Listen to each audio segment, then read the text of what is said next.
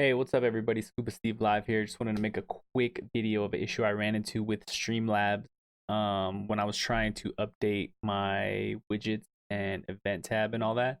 So I went here. I went to go ahead and click my Facebook streaming profile. It brings you here. Continue as yourself, obviously.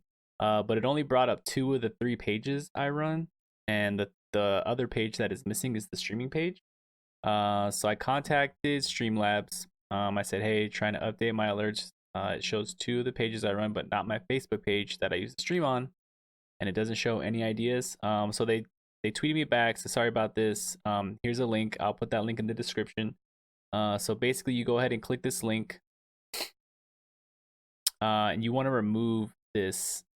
So you want to go ahead and remove that from your integrations. Remove it. I didn't have it deleted, so it says StreamLabs removed. So then I went back here, cancel. So then you come back here, you log in, continue as yourself, and then now the third one is up. So you go ahead and click that one, next, all that jazz, next, okay, and then boom, just like that, you're back in. So you can do all your edits and all your widgets and all that stuff. So if this helped out, go ahead and hit a like on the video. Don't forget to subscribe. Don't forget to catch me, fb.gg/Scuba Steve Live. And I'll catch you guys later.